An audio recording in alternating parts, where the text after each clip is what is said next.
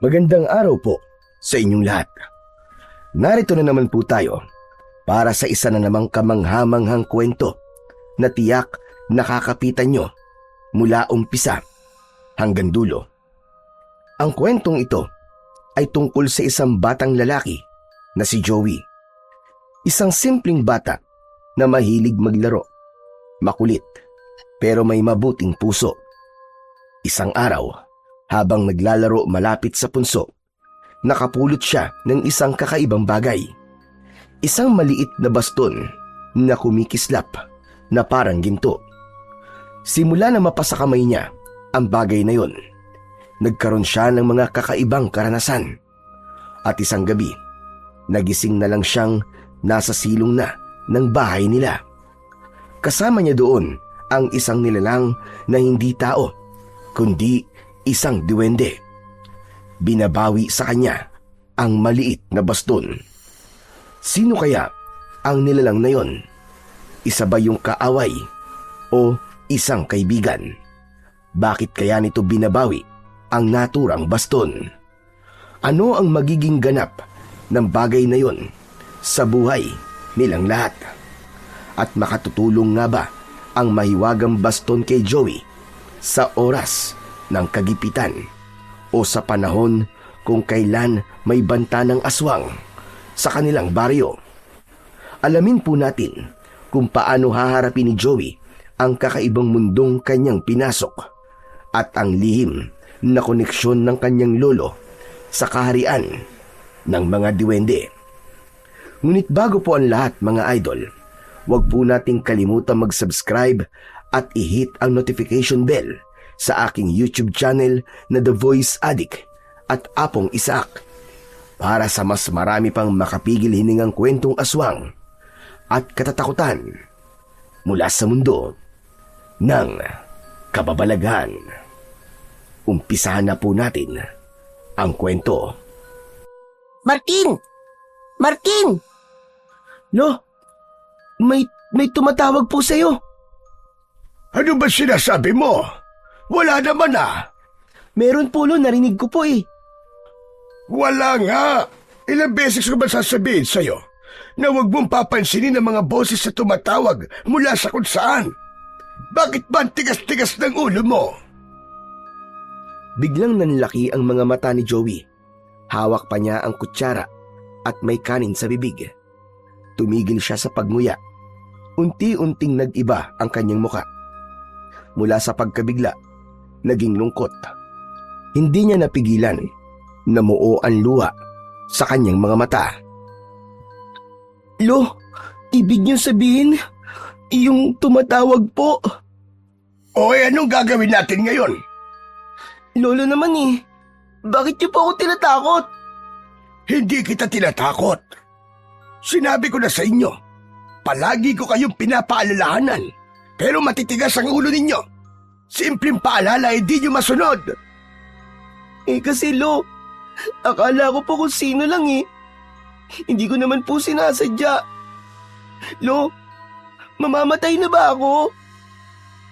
Napatitig ang matanda sa kanyang 10 taong gulang na apo na si Joey. Sumeryoso siya, lalo at panay ang iling ng kanyang ulo. Ayaw niyang takutin si Joey, pero alam niyang kailangang masanay sa disiplina ang bata. Kailangan itong maisabuhay kung ano ang mga turo niya at kung paano pahalagaan ang sinasabi ng mga matatanda. Hindi ko alam, pero hindi ko naman hahayaang mangyari yon, apo. Siguro ay hihintayin na lang natin yung mangunguha sa'yo at pakikiusapan na huwag kang kunin. Eh paano po kapag hindi po pumayag? Abay wala akong magagawa kundi ang ibigay ka. Mas lalong lumakas ang pag-iyak ng bata. Ayoko po! Huwag niyo po akong ibibigay, Lo! Wala naman po akong ginagawang masama eh! Huwag niyo po akong ibibigay sa kanila! Lumapit si Lolo Martin sa kanyang apo at marahang hinawakan ang balikat. Bumuntong hininga siya, pilit na pinakalma ang kanyang sarili. Kailangan niyong maintindihan na may mga bagay sa mundong ito na hindi niyo pwedeng suwayin. Hihingi po ako ng tawad, Lolo. Hindi ko naman po talaga sinasadya eh. Oo, alam ko. Ako na ang bahalang kumausap. Basta ha, matuto ka na simula ngayon.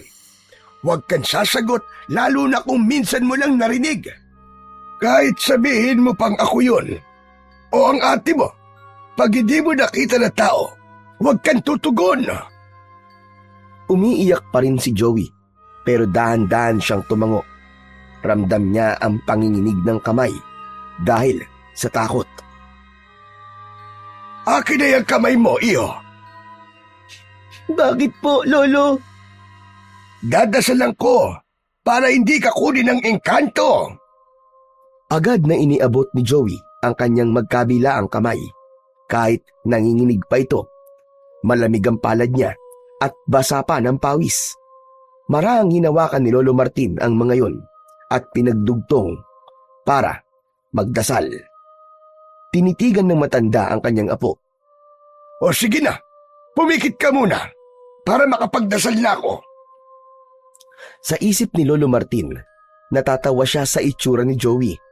Gusto niyang humagalpak ng tawa, pero agad niyang pinigilan. Alam niyang hindi ito ang tamang oras para magbiro. Sa totoo lang, ay hindi naman talaga siya nagdarasal, pero kailangan niyang magpanggap dahil alam niyang kung hindi niya ito gagawin, hindi susunod sa kanya ang kanyang apo. Dahil sa angking kakulitan nito at pagiging pasaway, kahit paulit-ulit na magpayo siya, ay hindi naman ito pinakikinggan ng batang lalaki. Alam niyang sa ganung ugali ng bata, mas epektibo ang takutin ito para matutong sumunod. O sige na, tapos na ako magdasal. Ligtas ka na ngayon. Pero sa susunod huwag mo nang uulitin yan. Hindi na kita ililigtas kapag nagkataon. O hala sige, maiwan ko na muna kayo at magpapakain muna ako ng aso sa likod ng ating bahay. Sige po, Lo. Maraming salamat po sa inyo, Lo, ha. Tiniligtas niyo po ako. Tumayo si Lolo Martin at lumabas ng bahay, bitbit ang lampara. Pagkasara pa lang ng pintuan ay nakita ni Joey na nakatitig sa kanya ang kanyang kapatid na si Tintin. Grabe ka! Iyakin! Takot sa multo! Ano? Ba't ka nangaasar? Bakit ikaw ba? Hindi ka ba takot sa multo? Hindi! Ba't naman ako matatakot? Eh hindi naman ako pasaway na kagaya mo. Bakit? Ako lang ba ang pasaway? Ikaw rin naman ah. Kung hindi ka takot sa multo, baka sa pamalo ni Lolo takot ka. Anong ibig mong sabihin? Ba't ka nagsasalita ng ganyan? Kala mo hindi ko alam ah. Alam ko, nasyota mo si Kaloy. Lagot ka ate, di ba kabilin-bilinan ni Lolo na bawal ka pa mag-boyfriend? Gusto mo isumbong kita? Hoy, hindi totoo yung sinasabi mo, no? Anong hindi totoo? May ebidensya ako. Nasa akin yung love letter sa ni Kaloy. Kala mo ha? Abat, loko kang bata ka. Isoli mo nga yun sa akin. Ayoko nga. Itatago ko yun habang buhay. Ang galing-galing mo kasing mang-asar eh. Kala mo ha? Joey, hindi ako nagbibiro ah. Ibalik mo sa akin yung love letter na yon. Mali na pinakikialaman mo mga bagay na hindi naman sa'yo. Lalo na't pribado ang mga sulat. Pribado? Eh bakit mo iniiwan sa ilalim ng unan ko? Ano? At paano naman napunta yun sa may unan mo? Nasa lobby ng drawer ko ah. Hindi naman ako burara katulad mo, no? Doon ko nga talaga nakita yun, ate. Sige na, ibalik mo na sa akin, please, Joey. Nakikiusap ako sa'yo. Ayoko nga. Sa akin na lang yun. Kasi kapag binigay ko sa yun, siguradong palagi mo naman akong aasarin eh. Hayaan mo, di ko na sasabihin kay Lolo ang tungkol sa inyo ni Kaloy. Promise mo yan ha? Naku, kapag kumalat talaga ang tungkol dyan, babatukan talaga kita. Oo na, promise. Basta bawal mang asara. Ay, saka nga pala, ikaw maghuhugas ng pinggan sa loob ng 1 linggo. Ano? 1 linggo? Ang daya mo naman. Bakit ate, ayaw mo? Ay nako, oo na. Buwisit ka! Naisahan mo na naman ako! Ay, nakakainis! Matapos ang mahabang asaran, nagpatuloy sa pagkain ang dalawa. Si Tintin at si Joey ay magkapatid. Halos 10 taon na din na ulila sila. Sanggol pa lang si Joey nang sabay mamatay sa aksidente ang kanilang mga magulang. Kay Lolo Martin na sila lumaki. Bata pa lang si Tintin noon. Halos 10 taong gulang pa lang. Ang mga ginagawang pananakot at paalala sa bunso niyang kapatid ay hindi na bago sa kanya.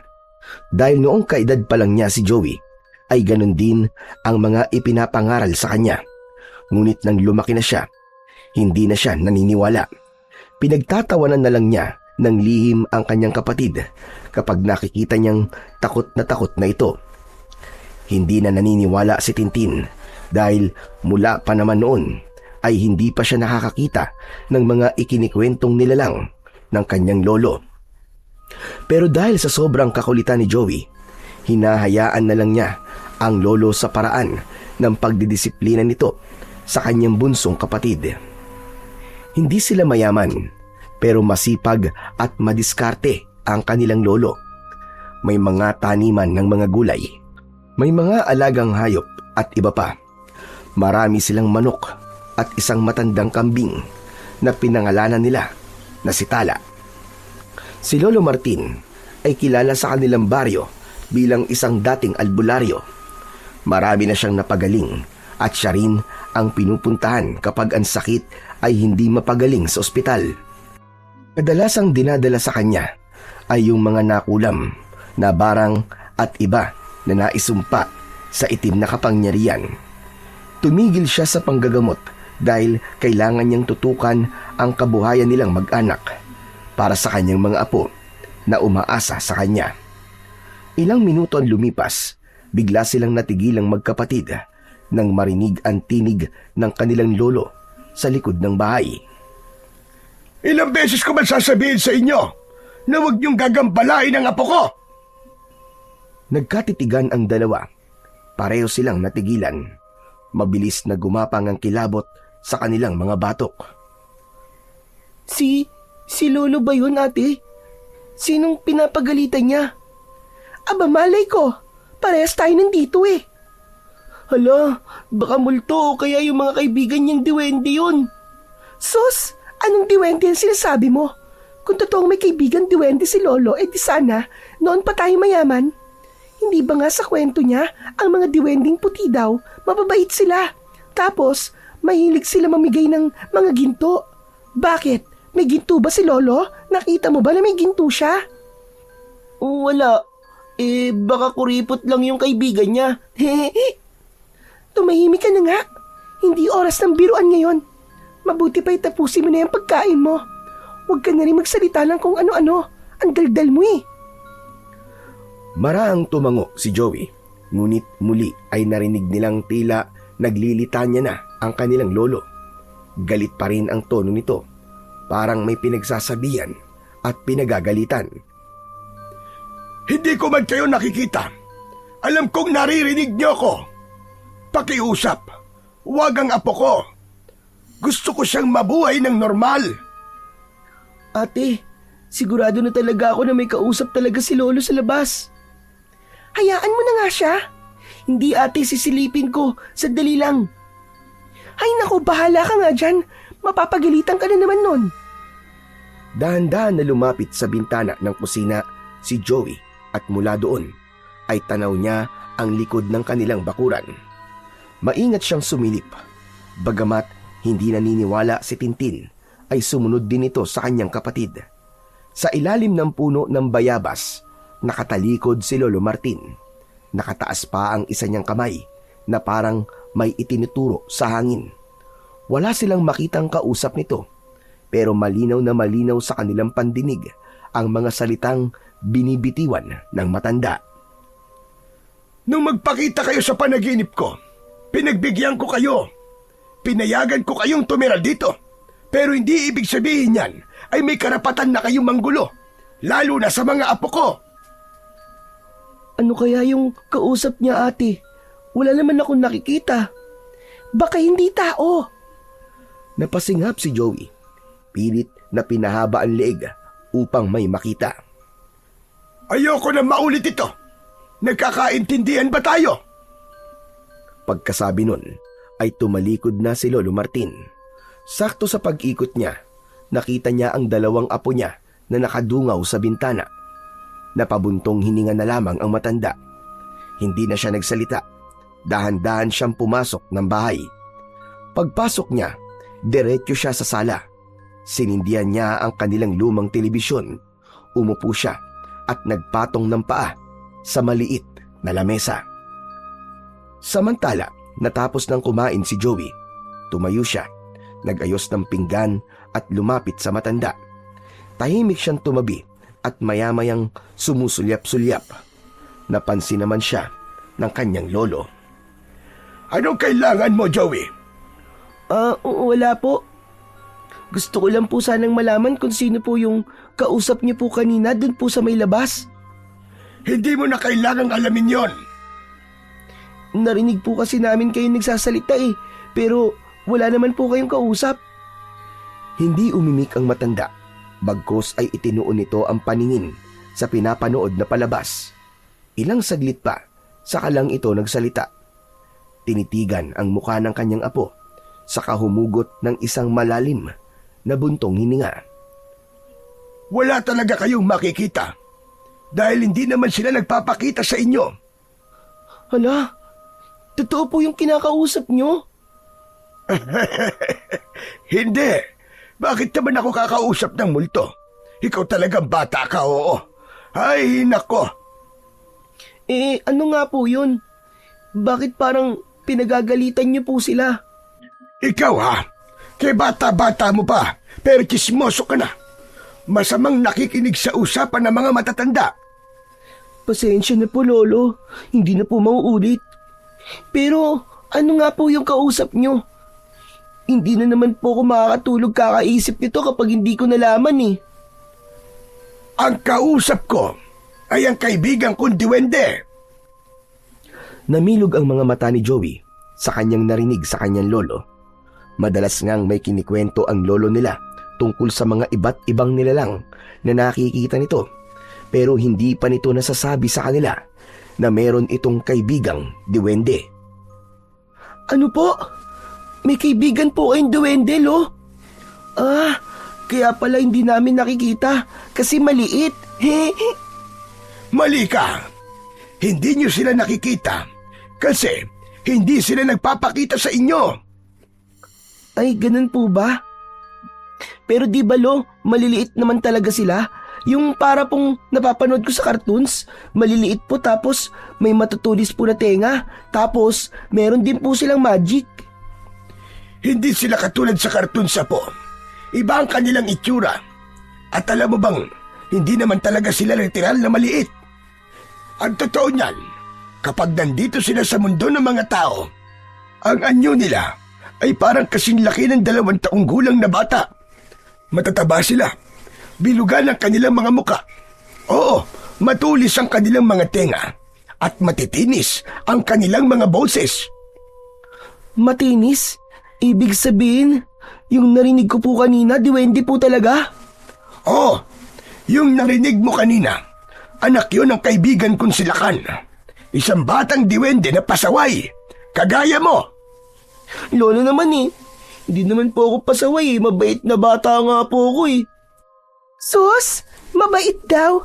Palagi kang nasasama sa gulo At Lolo, alam mo bang nalaman ko na may kaaway daw yan sa school nila? Totoo ba yon, Joey? Ate naman sumbongero ka talaga. Nalulungkot naman ako sa nalaman kong yan, Joey. Palagi ka nalang nasasangkot sa gulo. Palagi ka nakikipagba sa gulo. Bakit? May problema ka ba? Lolo, sila naman po yun nauna Pinagtanggol ko lang naman po yung sarili ko. Ang yayabang po kasi nila. Palagi po nila sinasabi na baliw daw po kayo. Ano? Sinabi nila yon? Totoo po, sinabi po nila. Sabi pa nga po ng ibang kaklase ko, hindi daw po talaga kayo albularyo, kundi isa raw kayo mangkukulam. Kaya yon, sinapak ko kagad yung isa, Lo. Dumugo yung ilong. Ang yabang, wala naman palang binatbat. Ay nako, siya, tama na. Kapag may naririnig kang ganon, huwag mo nang patulan.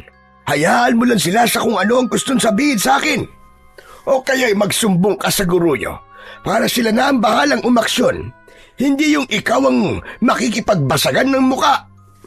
Lo, hindi naman po ako nababasag ang muka eh. Sila naman po eh. Oh, hayan! Tuwang-tuwa ka pa niyan. Pinagmayabang mo pa.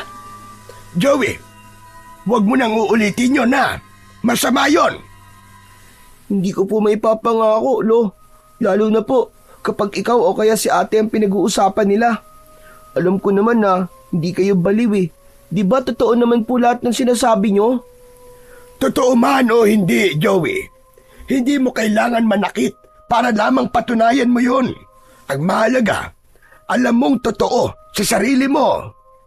Pero Lo, masakit marinig eh. Kasi matampuhin ka minsan. Konting asar umiinit kagad ang ulo mo. Hindi naman sa ganun, ate. Kasi naman, palagi nilang dinadamay si Lolo eh. Hindi naman patas yun. Ngumiti si Lolo Martin. Tumayo siya at tinapik ang ulo ni Joey. O sige na. Salamat apo sa pagtatanggol mo sa akin. Pero itong pakinggan mo ha. Hindi mo kailangan gawin yon. Hayaan mo lang sila. Hayaan mong sa kabutihan natin sila mapahiya. Tumango si Joey, pero sa loob-loob niya, alam niyang hindi ganun kadali ang sinasabi ni lolo niya. Bata pa lang siya, alam niya na kung gaano kasakit pakinggan ang mga panlalait, lalo na kapag ang tinutumbok ay ang taong pinakamalapit sa puso niya. Umupo siya ulit sa tabi ng matanda. Hindi na siya nagsalita. Si Ate Tintin naman ay nag-ayos ng mga pinagkainan habang pasulyap-sulyap sa kanila. Ilang sandali ang nakalipas, muli niyang binuksan ang kaninang naudlot nilang usapan ng kanyang lolo. Lo, nakikita niyo po ba talaga sila? Ano ka mo? Sino? Lolo naman eh, yung sinabi niyo pong alagaan yung mga diwende. Akala ko tapos na tayo sa usapan na yan. Hindi pa po Si ate lang po kasi sumingit eh. Ano po, Lo? Nakikita niyo po ba sila? Naririnig? O nararamdaman niyo lang po? Nakikita ko sila. Bata pa ako noon. Alam mo bang, madalas akong makipaglaro sa kanila. Nagkaroon ako ng kaibigan noon. Ang pangalan niya ay Silakan. Isa siyang puting duwende. Mabait siya. At alam mo bang noon ay dinala pa niya ako doon sa kanilang kaharian. Po, may lugar po sila, may kaharian? Saan po ba? Doon po ba sa may punso nila? Hindi. Hindi talaga punso ang tirahan nila. Meron silang sariling kaharian. Isang mahiwagang lugar na hindi mo aakalain na totoo pala at talagang umiiral. Ano pong makikita doon, Lo? Saka, paano po kayo nakapunta doon? Hindi ko rin alam, Apo. Para ka lang pumikit at pagdilat mo, nasa ibang mundo ka na. Alam mo na maliwanag sa lugar na yon. Ang daming kumikinang na ginto. Wow, talaga po! Ang astig naman! Sana din po, meron din po akong kaibigan duwende. Gusto ko din po makita yung mga nakita niyo po, Lolo. Ay, nako, ikaw talagang bata ka. Walang magpapakitang duwende sa isang batang sutil. Saka hindi basta-basta nakikipagkaibigan ang mga nilalang na yon. Pumipili sila ng mga kakaibiganing tao. At saka ikaw din, hindi pwedeng makipagkaibigan ng basta-basta. Alam mo ba kung bakit? Bakit po, Lo? Dahil may 3 uri ng diwende. May puti, may pula, at may itim. Ang mga puti, sila yung mababait. Sila yung tumutulong sa tao kung gusto nila. Minsan nagbibigay ng gamot o kaya naman swerte. Ganun po ba? Yung mga pula po, Lolo. Ang mga pulang diwende, medyo mapaglaro. Mahilig silang mang-asar at manloko. Minsan itinatago nila ang mga gamit ng tao. Yung susi mo, lapis, kahit tsinelas. Akala mo'y nawawala. Yung pala pinaglalaruan ka lang nila. Masama po pala sila, Lo. Hindi naman sila talagang masama. Pero hindi rin sila ganap na mabait. Parang mga batang malilikot. Kapag nasa mood, okay silang kasama. Pero kapag nainip o nainis, ayun, tsaka sila manggugulo. Yung mga itim na diwende po, Lo. Sila ang pinakadelikado sa lahat, Joey. Hindi mo sila dapat biru-biruin. Madalas silang naninirahan sa madidilim na lugar, sa ilalim ng matandang puno, sa likod ng lumang bahay, o minsan sa mga abandonadong gusali. Tahimik sila, pero mabilis magalit. Kapag napikon mo sila, hindi lang sila basta magtatago ng gamit. Pwede kang magkasakit, lagnatin, mahilo, o mawalan ng lakas. May mga kwento pa nga na pinalalaki nila ang mukha ng tao o kaya pinabibigat ang mga paa hanggang hindi na makalakad. Kaya talagang delikado sila, Apo. Naku, ayoko po ng itim na diwende, Lo. Nakakatakot po pala sila. Kaya nga dapat marunong kang gumalang. Kahit hindi mo sila nakikita, huwag kang basta-basta tatapak sa mga lugar na hindi mo sigurado. Huwag mong pagtatawanan ng mga bagay na hindi mo naiintindihan. At higit sa lahat, matuto kang humingi ng paumanhin kapag may nagawa kang mali. Tumango si Joey habang nakatingin sa kanyang lolo. Tahimik siyang umupo ng maayos. Napatingin siya sa bukas na bintana sa kanilang sala at doon ay biglang naalala niya ang mataas na punso sa may likod ng bahay nila. Naglaro siya kanina doon. Bigla siyang kinilabutan. Lo, ano po palang napag-usapan niyo po nung diwende, yung kaibigan niyo po? Naku, nagsumbong sila. May bata raw na inihiyan ng punso nila. Po, sinabi po ba talaga nila yun sa inyo, Lo? Oo. At sinabi nilang ikaw yon. Kaya nila ako tinatawag ay dahil nagpaalam sila na kung pwede ka daw nilang parusahan. Kasi laking perwisyo daw ng ginawa mo. Alam mo ba kung ano sinabi nila? Gusto nilang palakihin ang mga paa mo. Lo, wag naman po. Hindi ko na po ulitin yung promise, tsaka hindi ko naman po sinasadya eh. Hindi ko po sila nakikita, Lo eh. Kinausap ko na sila at sinabi kong pagsasabihan na lang kita. Ako na lang ang bahalang magparusa sa'yo. Pasalamat ka at mababait silang klase ng diwende. Napakiusapan ko silang huwag kang galawin. Pasensya na po talaga, Lo. Oo na, basta wag mo nang uulitin yun, ha? Opo, Lo. Promise po. Nang matapos ang usapan, ay sabay na sila ng kanyang lolo na pumasok ng kwarto. Magkatabi sila ng kanyang lolo samantalang ang kapatid naman niyang si Tintin ay sa kabila. Mabilis na nakatulog si Joey. Ganon din naman si Lolo Martin. Ngunit ilang oras ang lumipas, nagising si Joey sa isang kakaibang tunog. May 3 sunod-sunod na pukpok tapos biglang tatahimik. Ilang segundo ang lilipas, uulit na naman ang tunog na may parehong pattern. 3 pukpok, tigil sa kamuling uulit. Napakunot ang noo ni Joey. Hindi niya alam kung saan nanggagaling ang ingay na yun. Para bang may tumatama na isang matigas na bagay. Parang may taong nagbabayo ng palay. At sino naman kaya ang mababait naming kapitbayang naisipang magbayo ng palay sa 10 oras ng gabi? Pambihira naman yan, oh. Istorbo eh. Tinakpan niya ang sarili niyang tenga ng unan, ngunit naririnig pa rin niya ang maingay na tunog. Maya-maya pa ay inalis niya ang unan at tinignan ang lolo niya kung gising pa din ba ito. Pero humihilik ito at mahimbing pa rin ang tulog. Dahil hindi niya na natiis, bumangon siya. Dahan-dahan siyang lumabas ng kwarto. Lumakad, papunta sa kusina para kumuha ng tubig. Nauuhaw kasi siya kaya gusto niyang uminom ng tubig. Pero pagdating sa kusina, napahinto siya. Doon niya napagtantong hindi galing sa kapitbahay ang tunog. Galing ito sa likod ng bahay. Lumapit siya sa bintana. Maingat niyang itinulak ito pataas upang silipin kung saan nanggagaling ang tunog.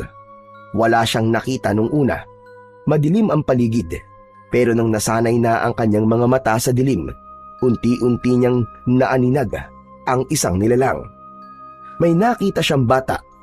May matambok na pisngi at malusog na katawan. Nakahubad ang katawan at tanging bahag lang ang suot sa ibaba. Nakatayo ito. Hawak ang isang pambayo at tila may nilalamas o pinapalo sa ibabaw ng isang lusong na gawa sa kahoy. Muli ay narinig niya ang kaparehong tunog. Babayo ito ng 3 beses sa kahihinto. Lilingon at magmamasid sa paligid. Muli itong babayo 3 beses at muling titigil. Duwende! Ito kaya yung sinasabi ni Lolo na kaibigan niya? Bulong niya sa isip. Ang nilalang na nakikita niya ay mukhang parang laging galit. Kulukulubot ang pisngi nito. May matulis na ilong. Malalim ang mga mata. Hindi ito nagsasalita habang nagbabayo.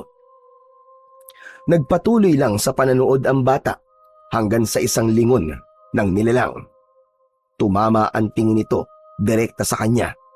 Napansin nito si Joey na nakasilip sa bintana. Pinapanood siya. Nagkatitigan sila ng ilang segundo. Nanlaki ang mga mata ng nilalang. Tumigil ito sa kanyang ginagawa at mabilis itong tumakbo papalayo. Sa bilis ng mga pangyayari ay hindi na napansin ni Joey kung saan lumusot ang nilalang. Naglaho na ito sa dilim. Sa sobrang kaba ay mabilis na isinarado ng bata ang bintana.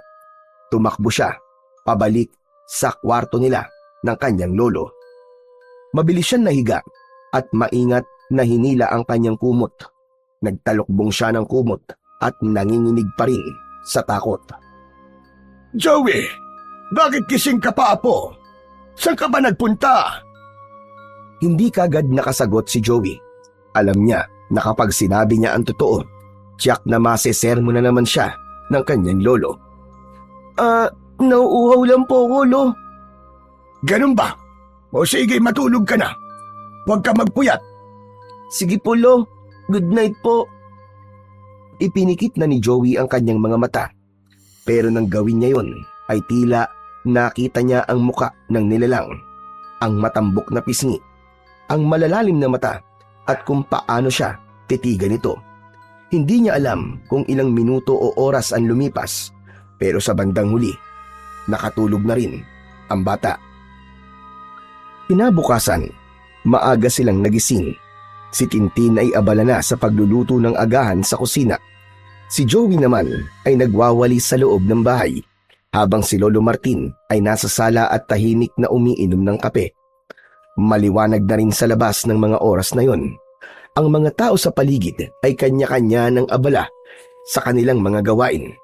Pero maya-maya, isang sasakyang itim ang huminto sa tapat ng kanilang bahay, doon mismo sa kabilang bahagi ng kalsada, sa harap ng isang lumang bahay na matagal nang walang nakatira.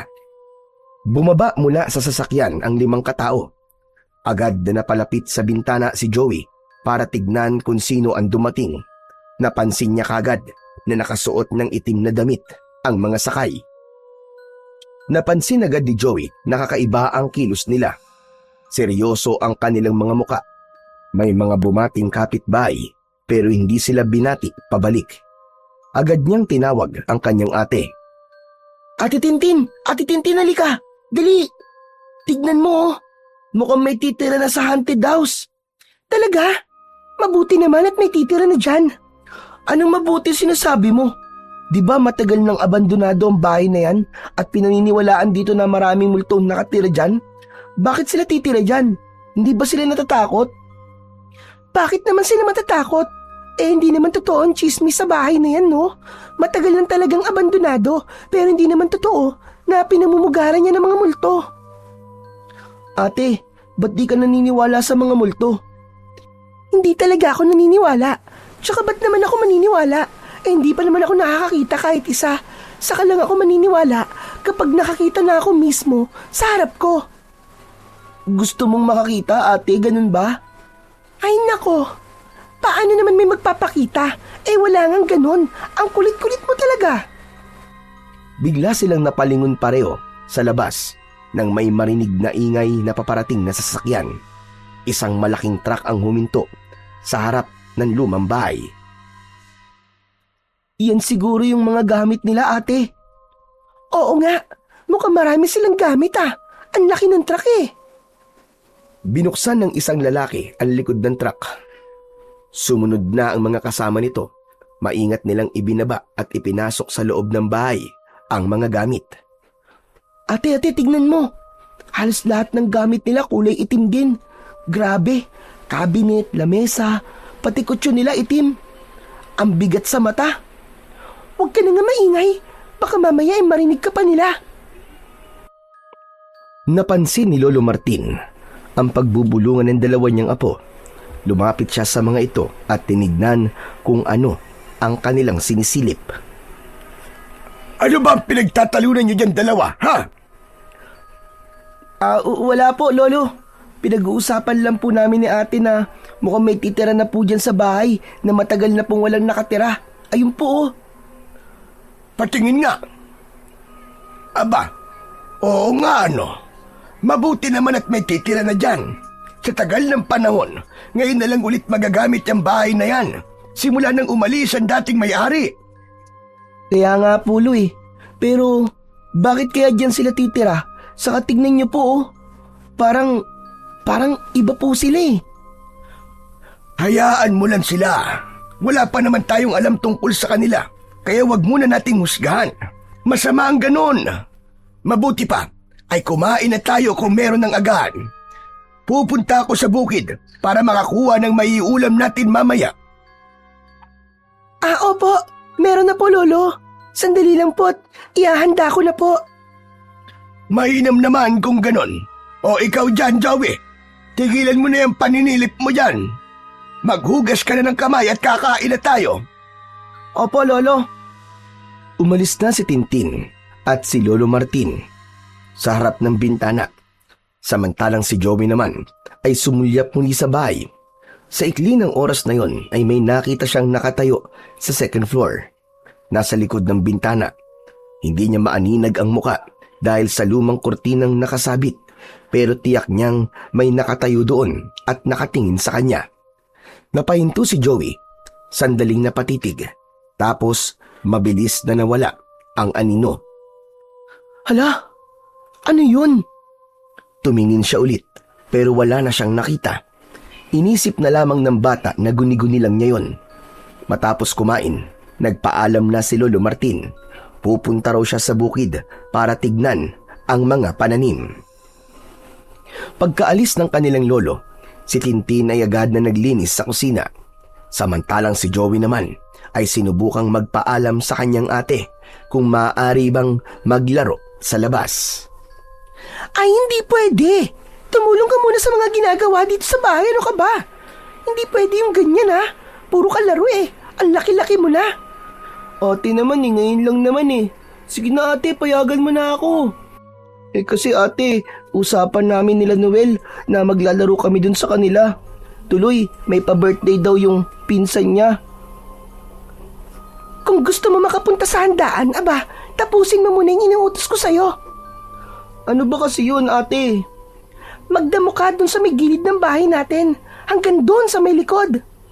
Mamaya na lang ate, promise. Nilinisin ko talaga yun. Ay nako, hindi pwedeng mamaya, ngayon na. O siya, sige na. Kunin mo yung pantaba sa may ilalim ng lababo.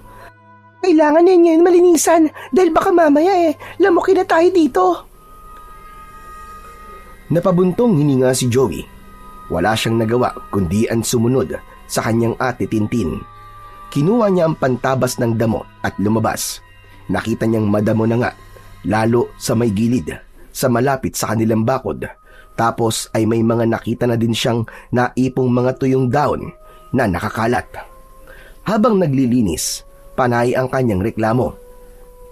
Pambihira naman talaga, oo. Kahit naman maglinis ka na maglinis dito, tutubo pa rin ng mga damo. magkakalat pa rin ng mga damo dito. Ay, naku na lang talaga. Ilang sandali pa ay nawalan na ng gana si Joey. Hindi niya maintindihan kung bakit palagi na lang siyang inuutusan. Medyo masama ang loob niya na sa kabila ng pagpapaalam nitong may mahalagang lakad siya, ay ayaw siyang payagan na lumabas. Pero kahit mainit na ang kanyang ulo, patuloy pa rin siya sa pagtabas ng damo. Gusto niya nang matapos kagad yun para makalaro pa rin siya at makasama sa handaan.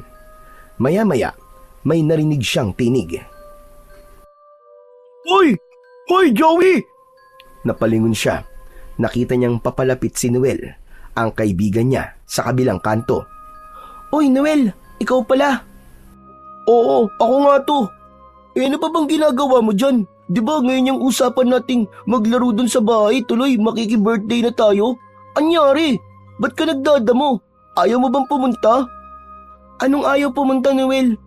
Kanina ko pa nga gustong pumunta kaso pahamak tong si ate. Ayaw akong paalisin dito hanggat hindi raw to natatapos. Ah, ganun ba? Basic lang yan. Wait lang ah, tutulungan kita para matapos mo na kagad. Seryoso ka? Naku, salamat, Noel ah. The best ka talaga. Talaga?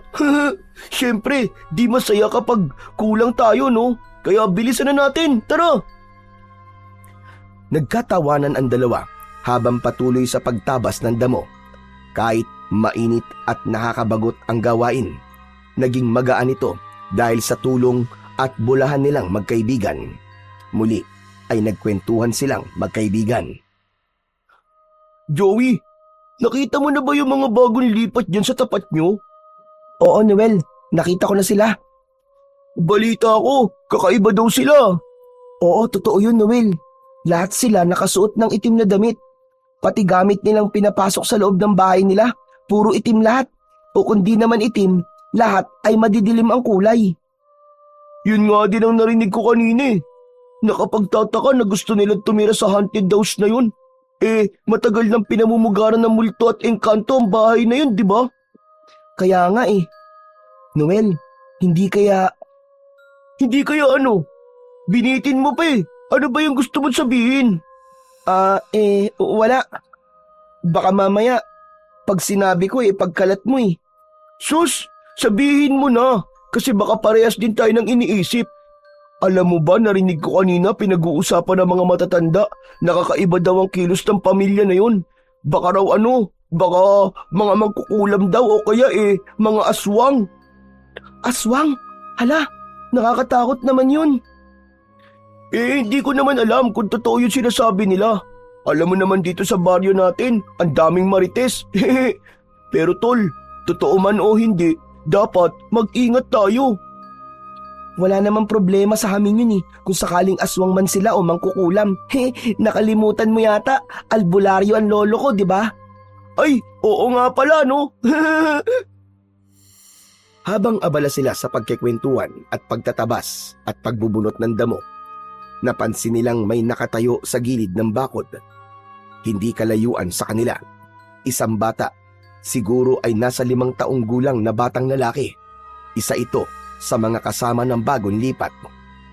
Uy, Noel! Noel, tignan mo! Nakikinig yung bata sa may bakod, oh! Napalingon si Noel. Nakita niya rin ito. Nakatayo lang ang bata, tahimik at nakatitig sa kanila. Hindi ito gumagalaw. Hoy! Hoy, bata! Anong ginagawa mo dyan? Ayaw sumagot ah. Baka bingi. Huwag mo nang kausapin. Bakit di natin kakausapin? Tignan mo naman kung paano niya tayo tignan, oh. Lumapit si Noel sa may bakod. Nakipagtitigan ito sa bata. Hoy! Umalis ka nga dyan! Pero hindi pa rin gumagalaw ang bata. Ilang saglit pa, ngumisi ito. Nakangiti pero matalim ang kanyang mga mata at sapat na yon para kilabutan si Noel. Umatras ito at mabilis na bumalik sa tabi ni Joey. Tol, uwi na ako. Ha? Hindi pa nga tayo tapos eh. Bahala ka na dyan, uwi na ako. Habol ka na lang dun sa may birthday yan. Hihintayin ka namin ha. Nagmamadaling lumakad palayo si Noel. Naiwan si Joey na naguguluhan. Napatingin siya ulit sa bata pero wala na ito sa pwesto. Parang bula itong biglang nawala. Hala, nasan na yung bata? Bakit biglang nawala? Nasaan na yun? Iginala niya ang paningin, pero ni anino ng bata ay hindi na nga niya nakita.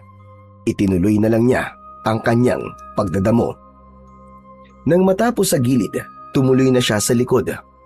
Konti na lang ang natitirang damo doon, kaya nagmamadali siyang tapusin ito para makalapit na rin sa kanyang ate at ipakitang tapos na siya. Habang nagtatabas, napansin niya sa may paanan ng puno ng bayabas ay may nakita siyang isang mataas na punso. May punso. Ito kaya yung bahay ng duwende na nakita ko? Lumapit siya, tinitigan ito ng maigi. Malaki ito, halos kasing taas ng kanyang hita. Maayos ang hugis, parang sadyang binuo. Pero kung bahay ito ng duwende, paano sila nagkakasya dito? Saka saan sila pumapasok? Wala naman akong makitang pintuan o kaya butas. Umikot-ikot siya sa paligid ng punso. Inaasahang baka may makitang maliit na butas, bitak o lagusan, pero wala talaga siyang makita. Naalala niya ang palaging paalala ng kanyang lolo, maging maingat sa punso. Huwag gagalawin, huwag iihian. Biglang napangiti si Joey nang maalala ang sinabing yun ng kanyang lolo. Ibinukas niya ang kanyang zipper at umihi. Sige nga, tignan nga natin kung talagang may magic ka. Habang umiihi siya, may napansin siyang isang bagay sa ibaba ng punso. Parang may kumikislap. Agad niyang isinara ang zipper at yumuko. Doon niya nakita ang isang kakaibang bagay na bahagyang nakabaon sa lupa. Inusisa niya ito. Pinagpag ng konti gamit ang kamay. Inalis niya ang mga batong nakadagan at nakaharang. Isang maliit na bagay yon na matigas, makintab at kulay ginto. Maliit lang ito, halos kasing haba ng isang dangkal at kasing taba ng kanyang hinlalaki. Pinulot niya ito. Para itong hugis maliit na baston. Sa dulo nito na parang hawakan ay may maliit na bilog na tila mata. Hala, ano to? Ang ganda naman. Pinunasan niya ito gamit ang laylayan ng kanyang damit. Maingat niyang tinanggal ang ilang putik na nakadikit dito. Habang pinupunasan niya, lalo itong kuminaw. Napalingon siya sa paligid. Tahimik, walang ibang tao sa bakuran nila. Wala ring nakakita sa kanya. Wala naman sigurong masama kung kukunin ko to. Baka may nakahulog nito dito. Kung may maganap, edi ibabalik ko. Maraan niyang isinuksok ang maliit na bagay na yon sa bulsa ng kanyang short. Kanino kaya to? Napakaburara naman ng may-ari nito. Alangan naman kay Lolo. Hindi kay Lolo to. Alam ko lahat ng gamit ni Lolo eh. Hindi sa kanya to. Ay nako, bahala na nga. Napatingin siya sa punso. Joey, hindi ka ba tapos dyan? Ay ate, patapos na po. Konti na lang. O sige na, ayos na yan. Maligo ka na. Payag na ako makipaglaro ka. Halos patalon-talon pan lumapit siya sa kanyang ate na nasa tapat ng pinto ng kusina nila. Aba, biglang saya. O siya, pag nakipag-birthday ka, balutan mo ako kapag may Shanghai ha. Hala si ate, kailan ka pa naging si Sharon? Nakakahiya yun. Kung gusto mo, halika na, sumama ka na lang sa akin. Naku, wag na. Ang dami ko pang gagawin dito eh. Tsaka, baka ako pang mahiya sa'yo doon. Puro bata yun, no? Baka isipin ng mga kalaro mo, may nanay kang bantay. Hindi sige na ate, sumama ka na. Wag na. Sige na, maligo ka na. Bago ka pumunta doon. Amoy araw ka na eh. Ay, grabe naman si ate. Sige na nga, maliligo na nga ako. Agad na pumasok si Joey sa loob ng kanilang bahay. Mabilis ang kilos at halatang sabik. Habang nasa banyo, panay ang kanta niya.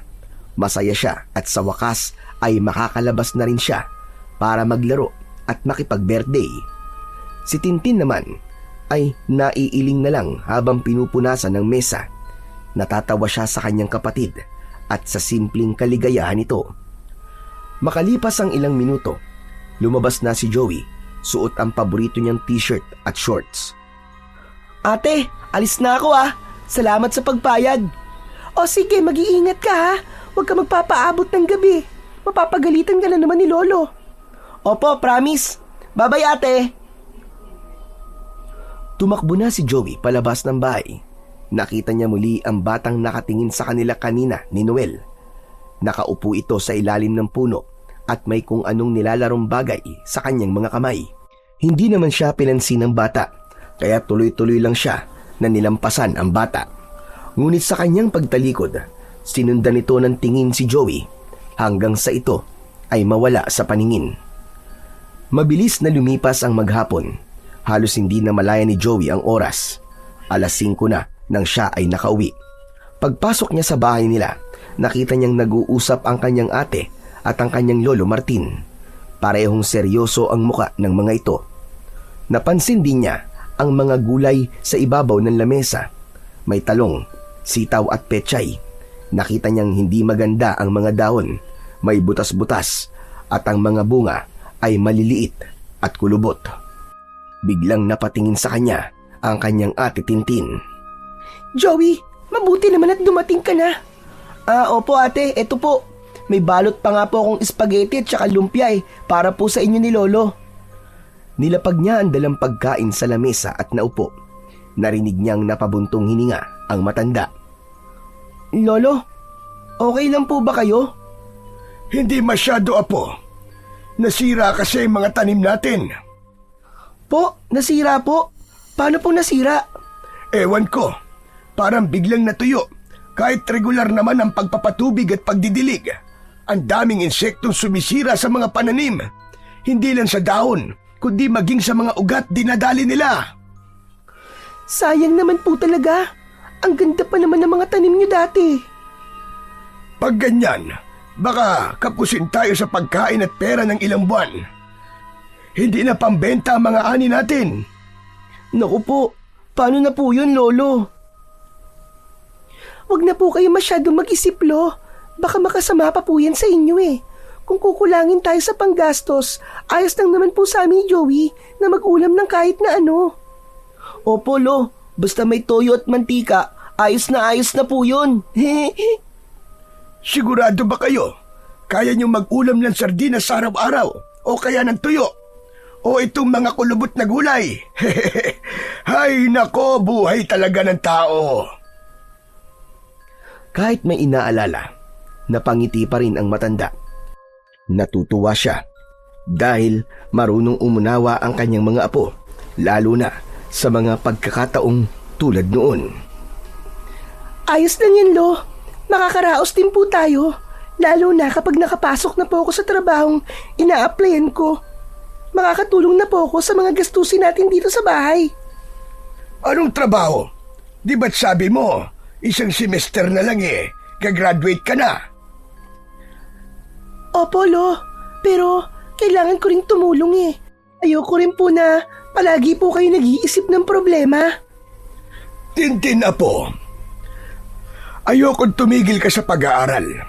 Mas importante na makatapos ka. Sayang lahat ng pinaghirapan mo kung hindi mo tatapusin. Ako na ang bahala sa mga gastos.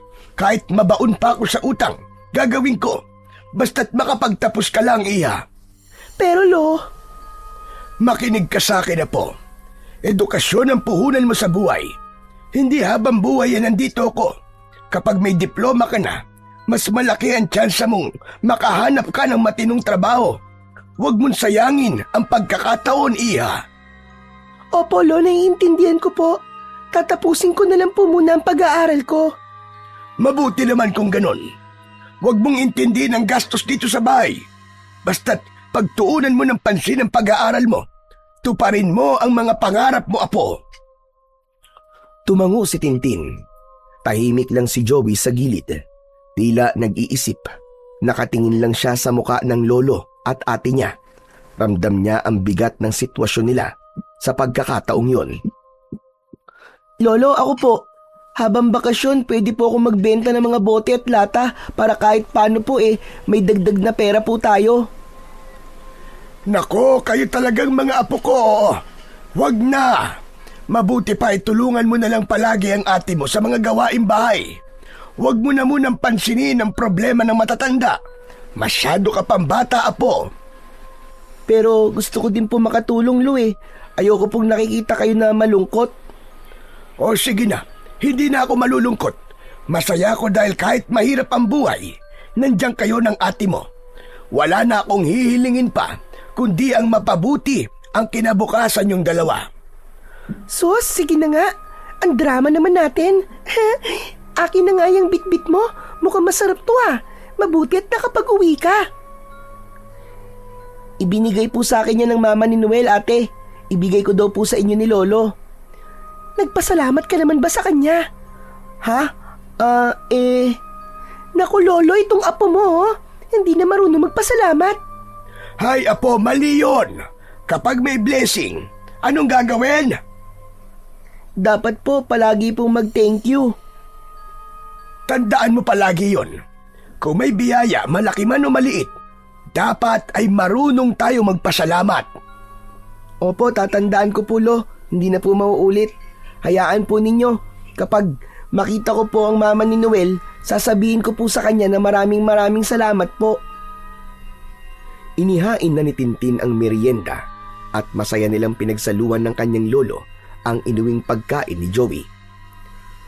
Sana, mayaman na lang kami. Sana meron akong magic na pwede akong gumawa ng pagkain o kaya pera. Napatingin ng matanda sa kanyang apo nang marinig ang sinabi nito. Hindi kailangan ng magic, apo. Ganito talaga ang buhay. Minsan umaangat, minsan naman ay bumabagsak. Pero ito'ng tatandaan yung dalawa. Hindi tayo susuko kahit na ano pa ang pagsubok ng buhay. Tama, basta magkakasama tayong tatlo. Walang hindi kakayanin. Lolo, promise po pag lumaki po ako na po magpapaaral kay ate. Ako na rin po ang bibili ng lahat ng kailangan natin. Bibilan po kita ng bahay na may rep. Yung tulad po sa bahay ni Noel, yung punong-puno po ng pagkain. Napatingin ang maglolo at ate sa kanya. Hindi nila napigilang ngumiti sa sinabi ng bata. Nagkatawanan silang tatlo. Saglit man ang sandaling yon, napawi ang bigat ng mga problema. Kinagabihan, nang nakahiga na si Joey sa silid nila ng matanda, bigla niyang naalala ang maliit na baston na kanyang napulot. Naku, saan ko nga ba yun nilagay? Tumayo si Joey at sinimulang magkalkal sa mga maruruming damit niya. Hinanap niya ang short na suot niya kanina. Ano bang hinahanap mo dyan, apo? Hindi agad siya umimik. Hindi rin alam ang isasagot kung sasabihin ba niyang may napulot siyang isang makinang na bagay. Naglalaro sa isip niya na pwede itong ipakita sa kanyang lolo at baka sakaling pwedeng ipagpalit ng pera para may pambili sila ng masarap na pagkain at pang-tuition ng kanyang ate. Hoy, Joey! Ba't di mo ako sinasagot? Ano ba kasi ang hinahanap mo? May napulot po kasi ako kanina, Lo eh. Hinahanap ko po. Ganun ba? Ba't mo naman pinulot? Hindi ba't sinabi ko sa'yo na huwag kang basta-basta nangunguha o maski pumulot ng mga bagay na hindi sa'yo? Kahit mukhang walang may-ari, kung hindi sa inyo huwag niyong pakikialaman. Isusoli ko na lang po, Lo. Ano ba kasi yun? Ano po? Laruan po, Lo. O sige, pagkatapos mong hanapin matulog ka na rin ha. Inaantok na ako. Mauna na ako matulog. Sige po. Good night po, Lo. Pagkatapos pumikit ang mga mata ng kanyang lolo, ay sakto namang nakita niya na ang makinang na bagay. Pinagmasdan niya itong mabuti at nang matapos, muli niyang ibinulsa ang baston.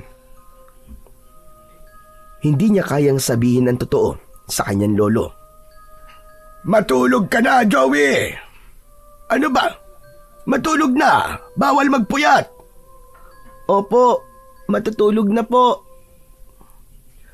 Nahiga at pumikit na siya, ngunit makalipas ang ilang minuto, hindi pa rin siya dalawin ng antok, samantalang ang kanyang lolo ay malakas na ang hilik. Ilang beses niyang sinubukang tumagilid, tumihaya, pero wala pa rin. Ilang sandali pa ay bigla siyang nakarinig ng munting kaluskos mula sa kanilang kusina. Para bang may tao. Dahan-dahan siyang muling bumangon. Lumapit siya sa may pintuan na nahaharangan ng kurtina. Madilim ang kusina, pero may naaaninag siyang konting galaw. Hindi malinaw, pero sigurado siyang may gumagalaw. Hanggang sa may narinig siyang matinis na tinig. Naku, saan kaya niya punta yun? Malalagot ako sa tatay ko kapag di ko nahanap yun. Inakala niyang magnanakaw ito, kaya agad niyang sinubukang gisingin ang kanyang lolo. Lo, gising! Lo, may tao po sa kusina! Hindi pa rin nagising ang kanyang lolo, kaya sinubukan niyang yugyugin ito sa balikat. Nagmulat ng mga mata ang matanda. Agad naman niyang sinenyasan na huwag maingay at itinuro ang labas. Pabulong silang nag-usap. Ano bang meron, ha, Joey? Lo, may tao po sa kusina. Kanina pa po yun, paikot-ikot siya. Narinig ko po parang may hinahanap. Baka po magnanakaw. Paanong magnanakaw? Eh wala naman siyang mananakaw dito sa atin. Sandali, ang ate mo. Kaagad na bumangon si Lolo Martin nang maalala ang kanyang dalagang apo. Mabilis niyang pinulot ang kanyang itak na nakalagay sa tabi ng pintuan nila. Lumabas siya upang tiyakin ang seguridad nila. Dahan-dahan silang pumunta ng kusina at bigla nilang sinindihan ang ilaw. Ngunit wala silang nakitang tao doon. Agad na sinilip din ni Lolo si Tintin, pero tulog ito. Muli itong bumalik ng kusina. Wala po, Lolo. Baka po, multo po yung narinig ko kanina. Hindi, apo. Kasi mukhang may pumasok talaga dito. Tignan mo ang pintuan natin dito sa likod. Nakabukas. Eh, sinara ko to kanina. Nakakatakot naman po kung may magnanakaw. Alam nyo, narinig ko talaga kanina na malalagot daw siya sa tatay niya kapag hindi niya nahanap ang bagay na yon. Hindi agad sumagot si Lolo Martin sa sinabi ng apo. Nag-isip ito saglit. Tinignan niya ang kanyang apo. Napansin niya ang tensyon sa mukha ng bata. Isasara ko na lang ang pinto at pagkatapos nun matulog na tayo ulit. Pagbalik nila ng silid, hindi na nakatulog ng maayos si Joey. Nakahiga siya pero gising ang isip. Paulit-ulit sa kanyang tenga ang boses na narinig niya. Inilabas niya ang baston na nasa kanya. Hindi kaya ito ang hinahanap niya? Muli niyang ibinalik sa kanyang bulsa ang baston at sinubukang pumikit. Pero sa mismong pagpikit niya, pakiramdam niya ay parang may humila sa kanya pababa. Para siyang nahulog. Pagmulat ng kanyang mga mata, hindi na banig ang kanyang hinihigaan, kundi lupa na. Napagtanto niyang nasa ilalim siya ng bahay nila. Nasa silong siya. Hala, bakit nandito ako? Anong ginagawa ko dito sa silong? Agad siyang tumayo, pero napansin niyang mababa lang ang silong. Napilitan siyang yumuko habang gumagalaw. Sinubukan niyang sumigaw. Lolo! Lolo! Ate! Pero walang sumasagot. Maya-maya, may lumitaw na nilalang sa harapan niya. Maliit ito, parang batang 2 taong gulang. Kayumanggi ang balat, parang lupa. Matulis ang tenga, malaki ang mata at may makapal na kilay. Suot nito ay kulay berdeng bahag na parang gawa sa dahon. Nakatitig ito sa kanya na walang emosyon. Nasa iyo ang baston. Nakita ko kanina. Nilagay mo sa bulsa mo. Akin na yan. Sandali lang. Bakit ko naman ibibigay sa ito? Sa iyo ba to? Hindi sa akin. Pero sa tatay ko yan. Hinahanap na niya kaya kailangan ko nang maibalik yan sa amin. Ba't mo ba kasi kinuha? Bakit mo ninakaw? Hoy, hindi ko to ninakaw Napulot ko lang to. Sinungaling ka. Ibalik mo yan sa akin. Ibalik mo yan. Eh kung ayoko, nagbibintang ka. Di mo naman alam ang nangyari. Kung tutuusin, ikaw ang may kasalanan nito kasi burara ka. Gusto mong parusahan kita? Baka gusto mong isara ko yung bibig mo para hindi ka na makapagsinungaling. Eh di gawin mo. Hindi ako natatakot sa'yo. Pagagalingin ako ng lolo ko. Magaling siyang albularyo, kaya matutulungan niya ako. Hindi ba't kilala mo si Lolo Martin? Oo, kilala namin siya. Kaibigan siya ng tatay kong duwende. Kung ganun, kapag sinaktan mo ako, malalagot ka sa tatay mo. Oh, heto na. Susoli ko na sa'yo. Napulot ko lang naman talaga yan eh. Inisip kong mahalaga ang bagay na yan kaya kinuha ko para maibalik kapag may naganap. Pero hindi tama yun. Masamang kumuha ng hindi iyo. Pero hindi ko naman kinuha yan para ang kinin eh. Wala naman akong balak na itagot gawing akin yan. Kaya nga sinoli ko na sa'yo eh. Kung ayaw mo edi itatago ko na lang ulit. Sige na nga. Bigay mo na. Inabot ni Joey ang maliit na baston kay Buknoy. Dahan-dahang kinuha yon ng diwende gamit ang dalawang kamay. Nang hawakan niya, bigla itong kumislap. Isang maputing liwanag ang bumalot sa katawan ng diwende. Nagsimula sa paa hanggang sa ulo. Teka! Ano nangyayari sa'yo? Hindi sumagot si Buknoy. Nakatingin lang siya sa baston. Tila may ibinubulong. Ilang saglit lang, unti-unti nang naglaho ang katawan ni Buknoy. Oy, teka lang! Saan ka pupunta?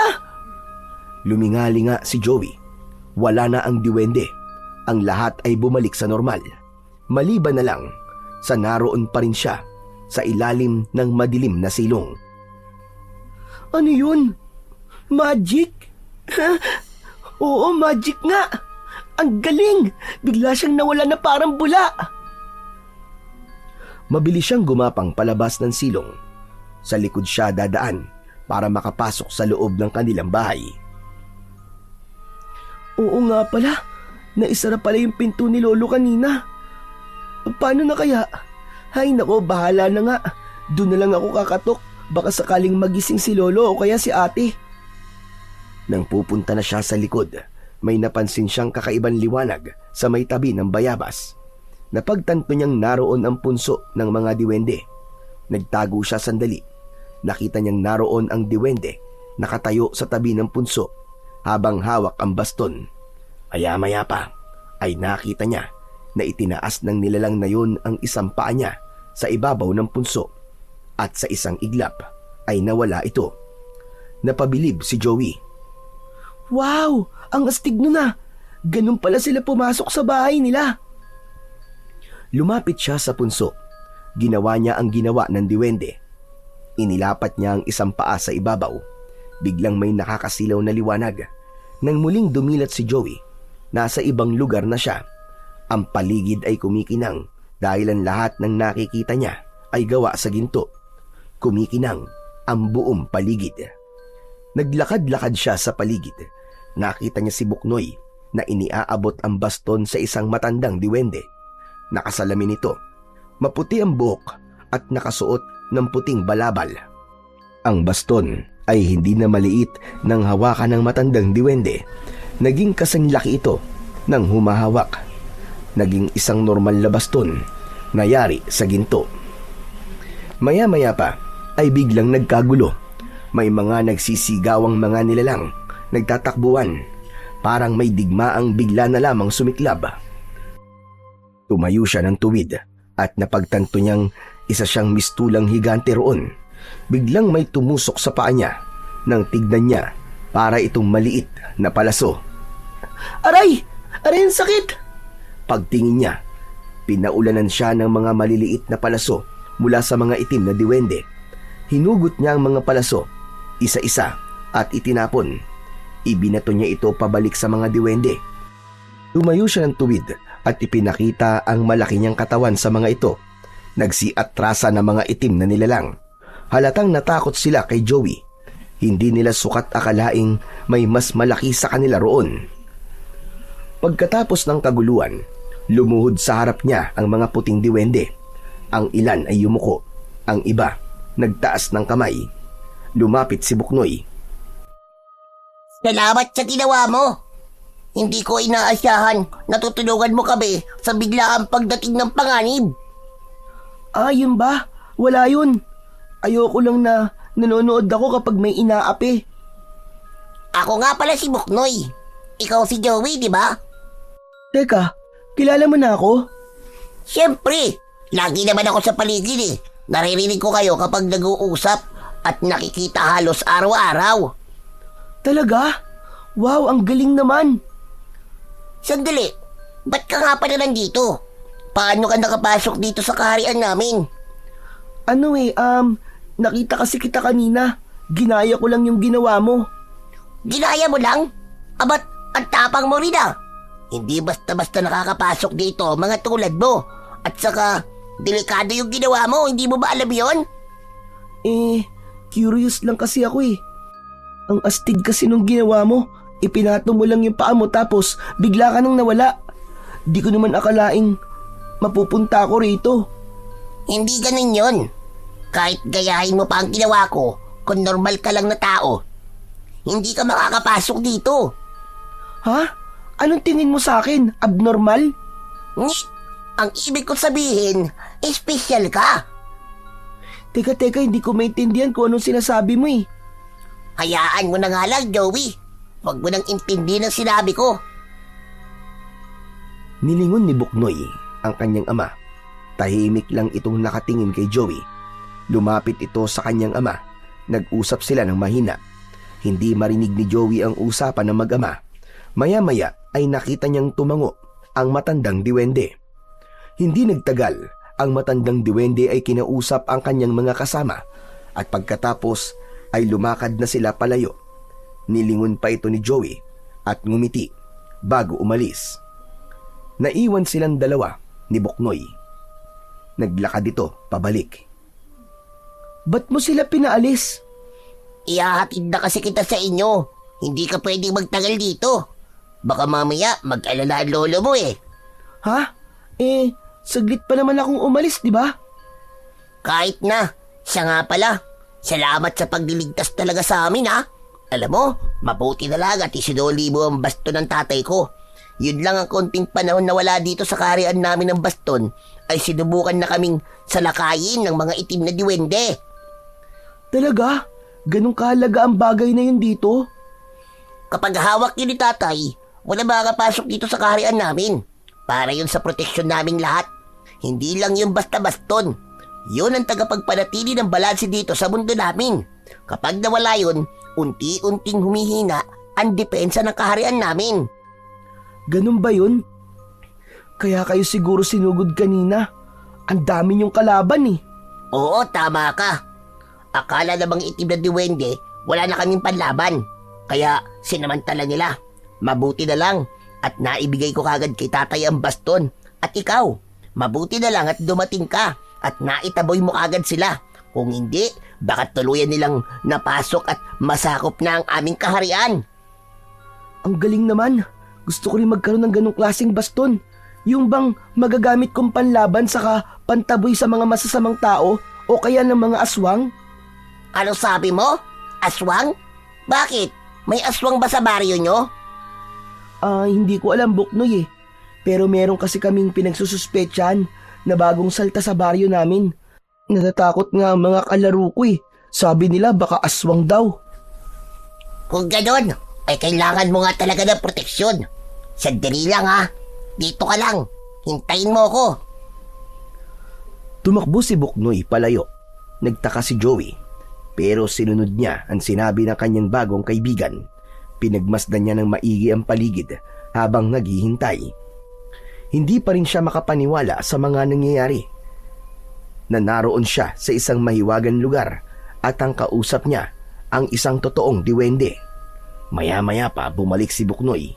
May hawak na itong bagay na nakabalot sa telang kulay abuhin. Oh, heto. Ano to, Buknoy? Baston yan. Para sa'yo. Ha? Bakit ibinibigay mo ulit sa akin tong baston? Paano kung magkaroon ulit ng digmaan dito? Hindi naman yan yun. Iba to. Ang bagay na ito ay replika lang ng totoong baston ng tatay ko. Pero may kapangyarihan din to. Hindi ito kasi lakas ng totoong baston. Pero sapat na para sa protection mo. Magagamit mo ito kapag nasa panganib ka. Pero sana gamitin mo lang kung kinakailangan ha. Hindi ito laruan.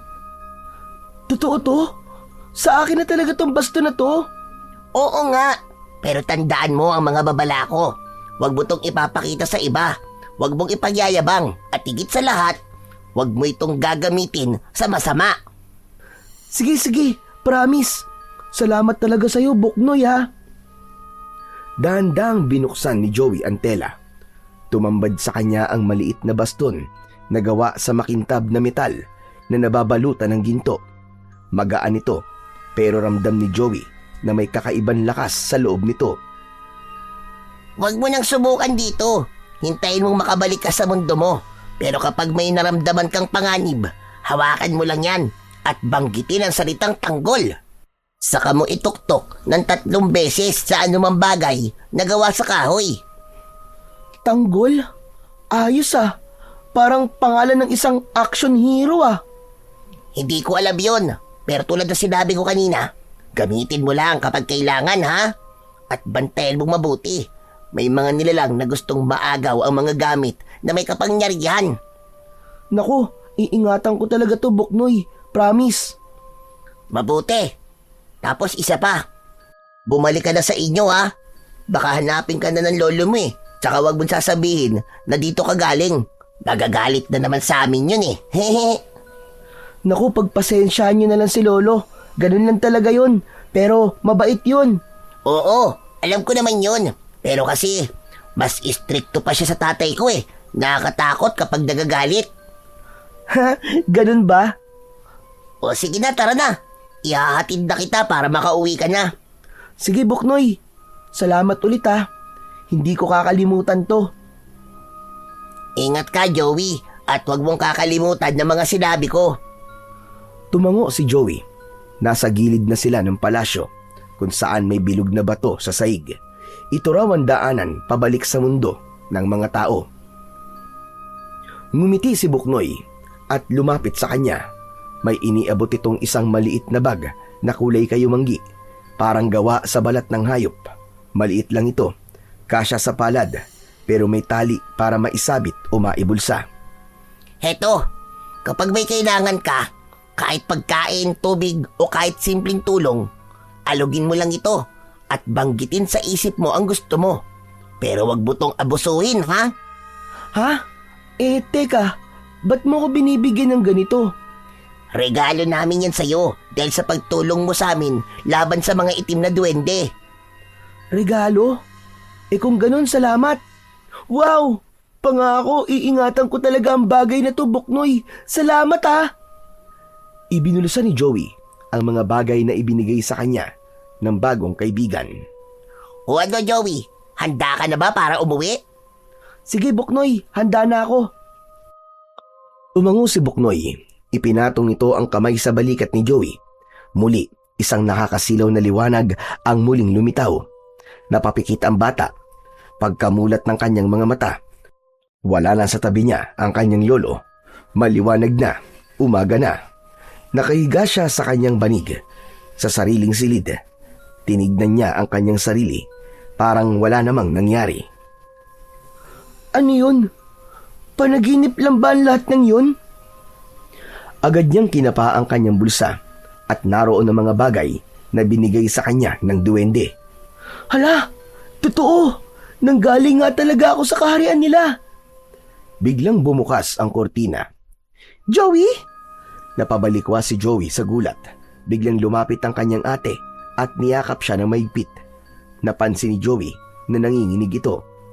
Akala ko wala ka na, Joey. Ilang araw ka na naming hinahanap. Hindi na nagpapahinga ang lolo.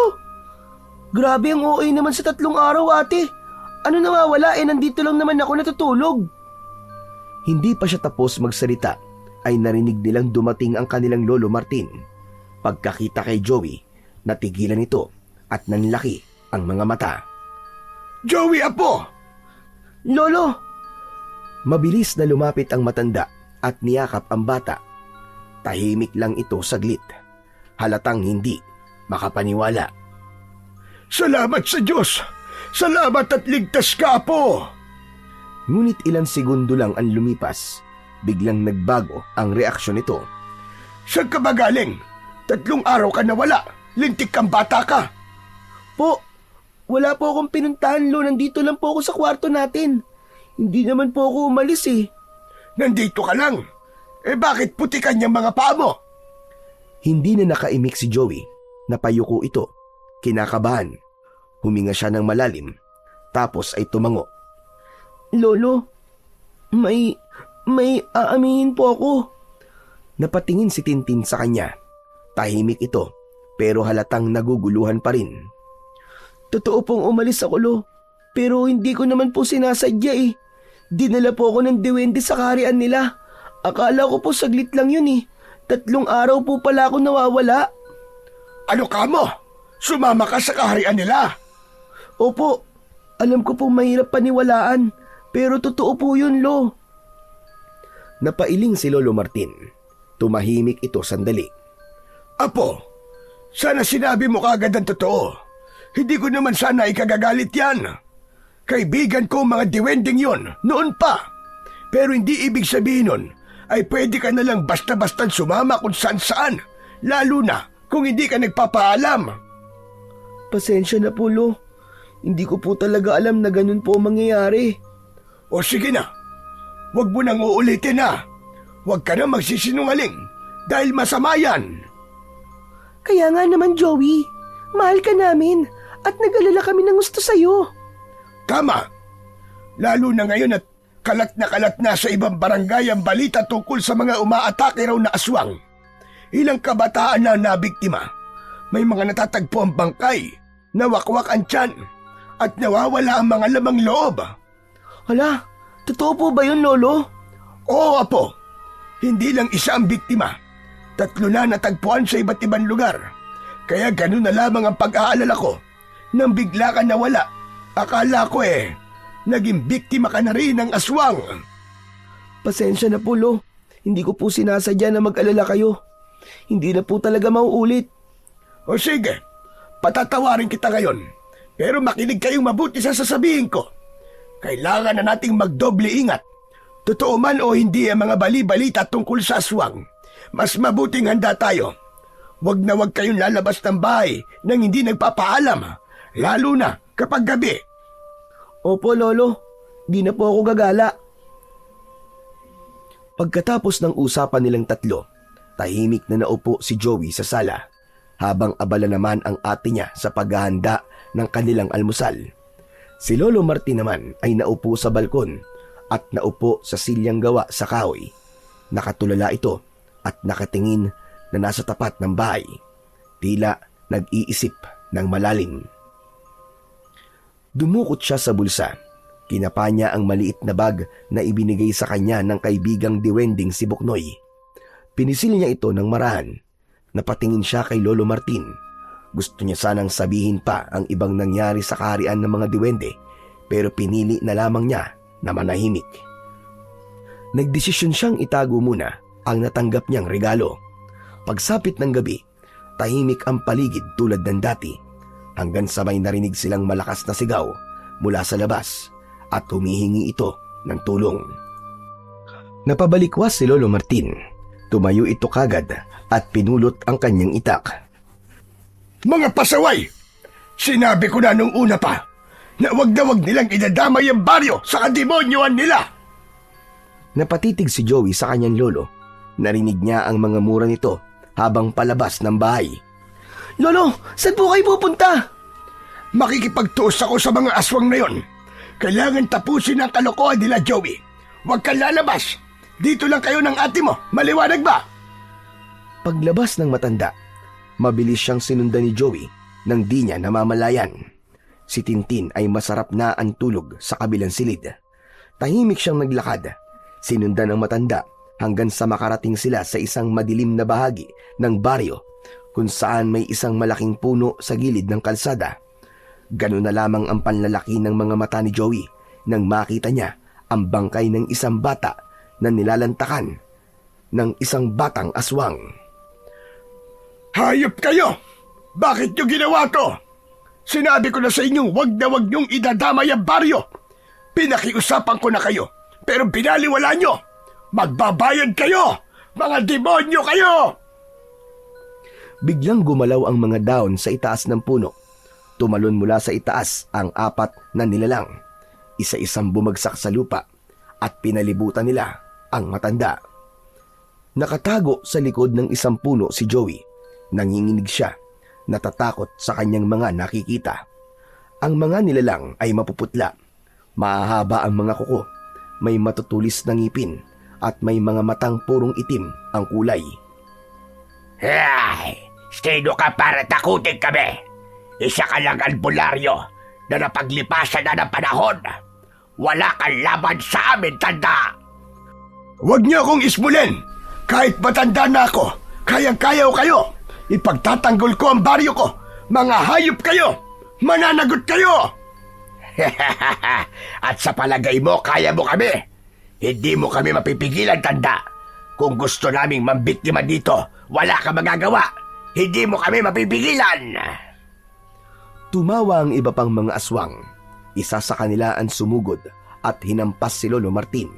Nakailag naman ang matanda pero nahagip ang braso niya ng matulis na kuko at dumugo ito. Tignan natin kung hanggang saan ang kaya mong itagal, tanda! Sumugod ang isa pang aswang. Nakailag ulit si Lolo Martin at gumanti ng taga. Tinamaan ang isa sa balikat. Napasigaw ang aswang pero agad din naman itong gumaling nang dilaan ng isang aswang ang sugat. Habang pinagtutulungan ng mga aswang ang kanyang lolo, hindi na nakatiis si Joey. Napaiyak siya sa sobrang takot at galit. Naalala niya bigla ang baston na ibinigay sa kanya ng kaibigan niyang diwende at inilabas niya ito sa kanyang bulsa. Tanggol! Itinuktok niya ito ng 3 beses sa katawan ng puno. Biglang lumiwanag ang baston. Lumaki ito ng halos kasing taas niya. Kumikinang ang kulay ginto nitong katawan. Hindi na siya nag-isip pa. Tumakbo siya at sinugod ang isa sa mga aswang. Ah! Bitiwan niyo ang lolo ko! Malakas ang palo niya gamit ang baston. Tumama ito sa likod ng mga aswang. Biglang sumigaw ito sa sakit. Parang pinapaso ang balat. Tumalsik ito at napasadsad pa sa lupa. Napahawak ito sa likod at napapikit sa sobrang sakit. Hindi na ito agad nakatayo. Napalingon ng lahat sa kanya. Ngunit imbis na matakot, bigla silang nagtawanan. Aba, may dumating na hapunan para sa atin. Bata pa, malambot pa ang laman. Joey, anong ginagawa mo rito, apo? Umalis ka! Umuwi ka na, dalian mo! Hindi po, Lo! Hindi ko po kayo iiwan dito! Humigpit ang kapit ni Joey sa baston. Nanginginig ang kanyang tuhod pero hindi siya umatras. Napatingin siya sa aswang na tinamaan niya. Nakita niyang hindi agad gumagaling ang sugat nito. Kahit kanina'y mabilis naghilom ang sugat nito sa mga itak ni Lolo Martin. Hindi siya gumagaling. Ibig sabihin, epektibo to. Muli siyang humakbang papalapit sa isa pang aswang. Pinalo niya ito sa braso. Agad itong napaatras. Aray! Anong klaseng baston yan? Nagsimula ng mag-alinlangan ng iba pang aswang. Lumayo ang dalawa. Ang iba ay pumesto sa likod ng punong malapit. Ngunit hindi pa rin ligtas si Lolo Martin. Sugatan ito at hirap ng tumayo. Isa sa mga aswang ang sumugod muli, direkta kay Lolo Martin. Nakita ito ni Joey. Hindi! Hindi pwede! Tumakbo siya. Pumesto sa harapan ng lolo niya at itinapat ang baston. Muli, isang malakas na liwanag ang kumislap mula dito. At sa loob ng isipan ni Joey, may boses siyang narinig. Gamitin mo ang lakas ng baston. Ako ang bahala sa'yo. Nabigla si Joey. Napatingin siya sa baston. Buknoy! Mabilis na napalinga siya sa paligid pero hindi niya nakita ang kaibigan. Boses lang yun sa kanyang isipan.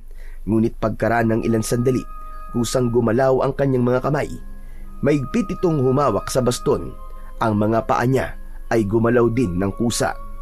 Hindi niya alam kung paano pero parang may kumukontrol sa kanyang katawan. Parang alam nito kung ano ang dapat na gawin. Nang sumugod muli ang isang aswang, agad niya itong napalo sa dibdib. Umatungal ito at tumilapon. Sunod-sunod ang naging galaw ni Joey. Para siyang sinaniban ng lakas. Mabilis din ang kanyang galaw. Bawat tama ng baston, parang kidlat itong tumatama sa katawan ng mga aswang. Ang isang aswang ay nagbago ng anyo at naging isang malaking paniki. Lumipad ito pero hinabol ni Joey at binato ng kanyang baston. Natamaan ang pakpak nito. Napunit yun. Bumagsak ito sa lupa at mabilis na gumapang palayo. Pinilit ng kanyang lolo na tumayo at nilapitan ang gumagapang na aswang. Itinarak nito sa dibdib ng aswang ang matalim nitong itak. Nang makita ng mga aswang na patay na ang kanilang lider, nagsitakbuhan ng mga natitirang aswang. Alam nilang talo na sila sa pagkakataong yun. Naiwan si Joey at ang kanyang lolo, kapwa hingal na hingal. Anong klaseng sandata ang hawak mo, Joey? Lo, galing po to sa mga diwende. Regalo daw po nila sa akin. Napahawak sa dibdib si Lolo Martin. Kaya pala, Apo. Hindi ko alam kung matutuwa ako o magagalit. Pero salamat. Dahil kung hindi ka dumating, baka wala na ako ngayon. Hindi na niya natapos ang sasabihin. Napatingin sila pareho sa bangkay ng bata. Lo, kawawa naman po yung bata. Ilang minuto ang lumipas, may narinig silang paparating. May mga taong tumatakbo, may dalang mga sulo, pamalo at iba pang armas. Pagkakita sa dalawang bangkay, napahinto ang grupo. Agad nilang tinanong sa dalawa kung ano ang nangyari. Agad na ipinaliwanag ni Lolo Martin ang lahat. Ang mga tao nangilabot sa anyo ng aswang. Halos hindi sila makapaniwala. Galit na galit sila sa kanilang nalaman na totoong aswang ang mga bagong salta sa kanilang lugar at posibleng ang mga ito ang may kagagawan ng kaguluhan sa ibang lugar. Maya-maya pa ay dumating na ang mga magulang ni Noel. Ang kaibigang bata ni Joey. Hinahanap nila ang kanilang anak. Sabing lumabas lang ito saglit para umihi kanina pero hindi na nakabalik. Nag-aalala ang mga ito na baka isa na rin siya sa nabiktima ng mga halimaw. Nagdesisyon sila na sumugod sa bahay ng aswang, samantalang ang iba ay nagpaiwan upang ayusin naman ang mga bangkay. Sumama si Lolo Martin at Joey papunta sa bahay ng mga aswang. Pagpasok pa lang sa bahay ay agad na umalingasaw ang masangsang na amoy na parang amoy na bulok na karne. Napatakip ng ilong si Joey. Ang baho! Ba't ganito ang amoy sa loob ng bahay na to? Agad nilang ginalugad ang loob. Si Joey may mga nakitang mahahabang mesa, mga bote na may lamang kakaibang mga likido at mga gamit na hindi maipaliwanag. May isang kwartong nakakandado. Pinwersa nila itong buksan at doon nila nakita ang ilang batang nakagapos, nakapiring ang mata at may busal sa bibig. Agad nilang kinalagan ng tali ang mga ito. Nagsiiyakan ang mga bata. Huwag na kayo matakot! Ligtas na kayo! Lumapit sa isang bata si Joey. Bumaling ang bata at nagkatitigan sila. Napahikbi si Noel. Noel? Joey! Joey! Niyakap siya ni Joey ng mahigpit. Pareho silang umiiyak. Salamat! Salamat at dumating kayo! Akala ko talaga mamamatay na ako eh. Maraming salamat. Tana, Noel, tana. Ligtas ka na. Tapos na to. Nandito na kaming lahat. Ligtas na kayo. Inalalayan ni Joey si Noel palabas. Isa-isang inilabas ng mga taga-baryo ang mga bata. At pagkatapos, pinagtulong-tulungan ng mga tao na ilabas ang lahat ng gamit sa loob ng bahay.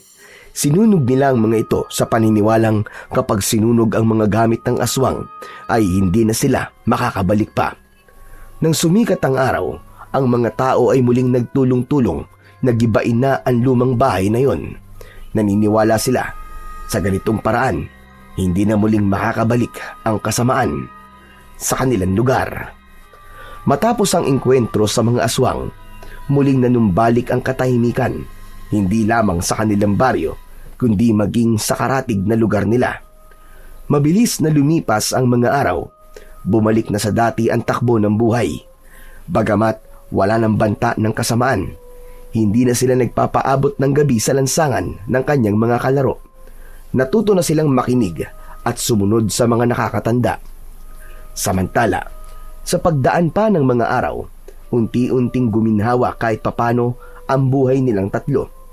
Hindi man naging marangya, naging maayos at payapa ang takbo ng kanilang araw-araw. Isa sa mga dahilan ay ang mahiwagang bag na ibinigay ni Buknoy kay Joey. Isang munting supot na tila walang laman, ngunit sa tuwing hihilingin nila ang tunay nilang kailangan, ibinibigay nito ng eksakto. Hindi nila ito inabuso, ni minsan ay hindi sila humiling ng sobra. Minsan lang silang humingi ng pera, sapat lang para may maipambili ng binhi, pataba at ilang kagamitan sa bukid. Naging panimula yun sa muli nilang pagtatanim. Isa pa sa hiningi nila ay hindi material na bagay. Ang kanilang hiniling, sana'y muling maging masagana at mataba ang lupang kanilang sinasaka.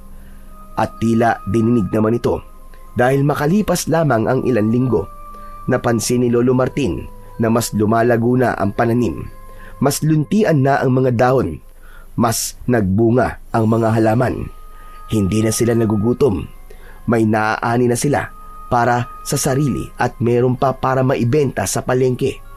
Dahil sa masaganang ani, natustusan ang pang-araw-araw na pangangailangan nila. Hindi sila naging mayaman, pero hindi na rin sila kinapos. Natuto silang mamuhay ng payak at kontento. Ginabayan si Joey ng kanyang lolo sa tamang paggamit ng mahiwagang bag. Hindi siya pinayagan na gamitin ito basta-basta o sa mga bagay na hindi kailangan. Makinig kang mabuti sa sasabihin ko, Apo. Ayoko matuto kang umasa palagi sa tulong ng mahika. Tandaan mo, Apo, ang tunay na tagumpay sa buhay ay pinagsusumikapan. Kailangan mong matutong magtrabaho, maging madiskarte, at matutong magsumikap. Tumango si Joey at isinapuso niya ang lahat ng paalala ng kanyang Lolo Martin. Unti-unti niyang natutunan kung paano maging responsable. Hindi lang siya umasa sa tulong ng mga diwende, kundi natuto rin siyang magpursige, mag-aral ng mabuti at natutong tumulong sa kabuhayan ng kanilang pamilya. Nakapagtapos ng pag-aaral ang kanyang ate Tintin sa kolehiyo. Naging guro ito sa kanilang paaralan sa baryo. Samantala si Joey naman ay patuloy na bumibisita sa karian ng mga diwende paminsan-minsan. Doon sila nagkwekwentuhan ni Buknoy. Nagpatuloy ang kanilang pagkakaibigan. Sa mga mata ng diwende, si Joey ay nananatiling mabuting tao. Hindi sakim, hindi mapang-abuso, at laging may respeto sa kapwa. Ngunit habang lumilipas ang panahon, unti-unting nabawasan ang pagdalaw ni Joey. Naging abala na rin siya sa tunay na buhay, sa pagtulong sa kanilang bukid, sa pag-aalaga sa kanyang pamilya, at sa pangarap niyang makapag-aral pa. Hanggang sa isang araw, napansin niya na kahit na anong pilit niyang sundan ang ginagawa niya noon para makapasok sa kaharian ng mga diwende, wala nang nangyayari. Hindi na siya makapasok. Hindi na rin lumilitaw ang kaibigan niyang diwende na si Buknoy. Hindi dahil sa nakalimot siya, hindi rin dahil sa ayaw niya na ng mga diwende, kundi dahil hanggang doon na lang ang hangganan. Tila itinakda ng mundo ng mga diwende na ang kanilang daigdig ay para lamang sa mga bata, sa mga pusong inosente, sa mga mata na marunong pang maniwala sa mahika. Minsan ay nagkausap sila ng kanyang lolo. Naroon siya sa harap ng punso noon nang lapitan siya ng kanyang lolo.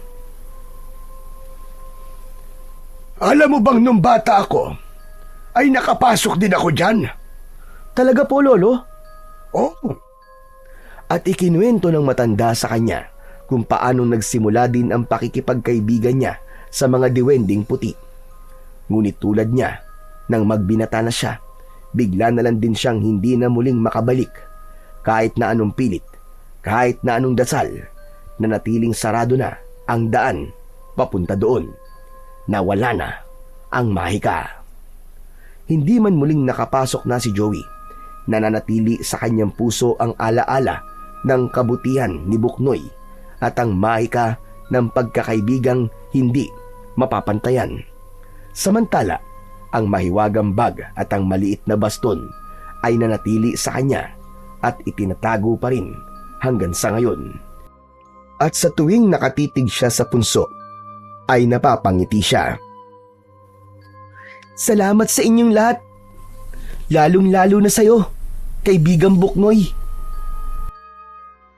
Ipinagpapasalamat niya na tinupad ng mga diwende ang papel nito sa kanyang buhay at oras na para siya naman ang gumanap sa papel niya sa tunay na mundo.